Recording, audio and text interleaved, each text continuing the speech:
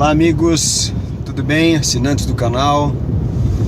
Estamos aqui mais uma vez para mais um recadinho. Claro que dessa vez o assunto da vez, o assunto em pauta é o projeto de lei que, em teoria, equipararia os veículos prestadores de serviços dos aplicativos, como Uber, Cabify, 99, etc., aos táxis. Inclusive, e isso aqui preocupava muito, com a exigência da placa vermelha, do pagamento do condutáxi, etc, etc.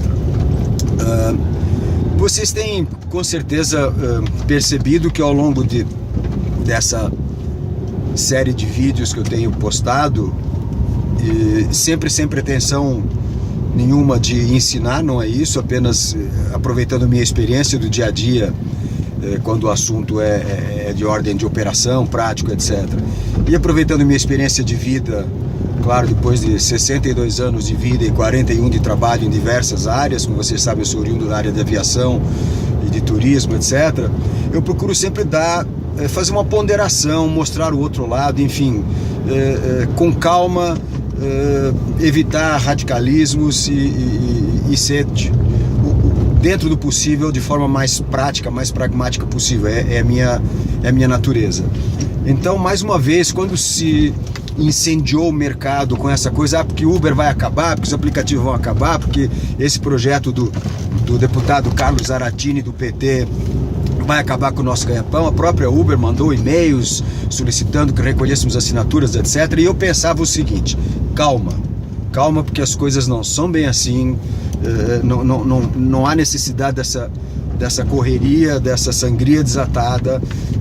Isso há de ter uma finalização, uma ponderação, e as coisas não são assim dessa forma, não se resolvem dessa forma atabalhoada como alguns fazem querer parecer.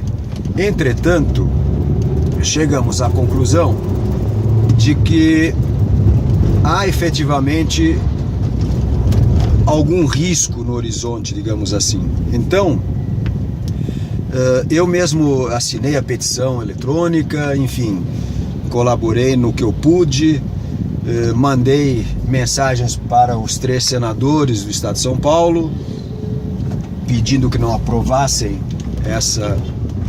esse projeto de lei, mas no fundo eu desconfiava que as coisas não poderiam ser feitas de forma tão atabalhoada, e o problema não poderia ser tão grave, como de fato não foi. A verdade é que a opinião pública hoje em dia no Brasil tem muita força.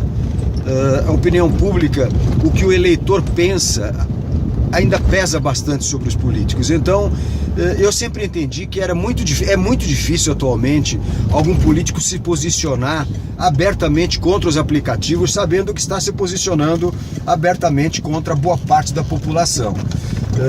Essa era a minha esperança, e de fato foi o que aconteceu. Na verdade, mudou-se tudo para não se mudar nada, né? Graças a Deus. Pelo que tudo indica, isso não está votado ainda, mas pelo que tudo indica, foi apresentado então um substitutivo que reuniu os 3 projetos anteriores e que deixa, no caso de São Paulo principalmente, as coisas exatamente como elas estão. Ou seja, suprimiu-se do texto a obrigatoriedade da placa vermelha, e isso é que fazia toda a diferença. Ou seja, o que é que diferencia os serviços de aplicativo dos táxis? É que os táxis são um serviço de utilidade pública. Os táxis são um serviço público. Os aplicativos são um serviço de transporte privado. Ora, transporte privado não está sujeito ao uso de placa vermelha. Placa vermelha é placa de aluguel.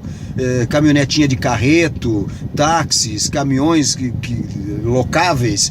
Então, placa vermelha é aluguel. Sendo os aplicativos, os veículos e aplicativos de uso pessoal e de uso particular, não caberia aí a placa vermelha. Foi o que prevaleceu. Então, tirou-se do texto essa malandragem de transformar, o grande perigo é transformar os serviços de aplicativo em serviço público, porque não são particular, e aí continua tudo como estava. Ou seja, há claro que pagar impostos, ninguém é contra isso, temos que pagar impostos, a Uber tem que pagar impostos, né? Já paga para a Prefeitura de São Paulo no caso, e mantém-se a placa cinza normal, e não há a obrigatoriedade de ter o tal do Condutáxi ou Conde APP, chamem lá o que chamarem, que era aquele outro imposto. Afinal, nós já pagamos IPVA, já pagamos ISS, todos os impostos. O que é necessário, eu sempre defendi isso, tem vídeos anteriores, é que os veículos sejam fiscalizados, ou seja, sejam vistoriados. Não se pode oferecer ao público um serviço qualquer. É necessário que haja algum tipo de vistoria para atestar o bom estado de manutenção dos veículos, e isso será regulamentado em breve, espero, e a vida continua. E, enfim, como eu previa, nenhum senador, nenhum deputado ousou ir contra a opinião pública, ir contra um serviço que é um caminho sem volta. Gostem os taxistas ou não, é um caminho sem volta. Os aplicativos não vão deixar de existir e eles precisam realmente de algum tipo de regulamentação, como eu sempre defendi. Vocês podem ver em vídeos anteriores. Não dá para ser assim, sem lei, uma terra sem lei, isso não existe em nenhum lugar. Então, há evidentemente que haver regulamentação. Algumas cidades já a possuem, o caso de São Paulo está mais adiantado, mas enfim, acredito eu que o perigo maior passou e agora resta a nós nos adaptarmos às eventuais novas exigências, que não serão muitas, a maior parte delas a gente já cumpre e tudo permanecerá no seu devido lugar. Os taxistas, os bons taxistas continuarão com espaço, continuarão trabalhando, os bons uberistas ou motoristas de aplicativo continuarão com espaço, e a tendência natural é que os maus profissionais acabem saindo do caminho, acabem tendo dificuldades para continuar. Com relação à lucratividade ou não, isso é assunto de outro vídeo. A lucratividade ou não, cada um sabe onde aperta o calo, cada um sabe o que está fazendo, se está acabando com o carro ou não, se é um serviço de emergencial ou se é um meio de vida, e acho que isso não compete ao governo interferir e não compete a nenhum sindicato interferir.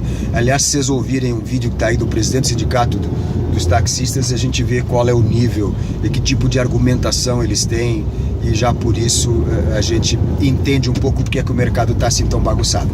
Mas é isso, em breve eu vou trazer para vocês um panorama do que está acontecendo com o Uber em Portugal. Eu tenho um grande amigo que está dirigindo Uber em Portugal, eu vou procurar fazer uma entrevista com ele via Skype e publicar aqui para vocês acompanharem também as controvérsias que estão acontecendo lá em Portugal, ok? É isso aí, meu nome é Rui Carvalho, esse é o canal Verso e Reverso. Se vocês estiverem interessados, se vocês gostarem, por favor, se inscrevam, compartilhem com os amigos. Um grande abraço e até o próximo vídeo. Fui!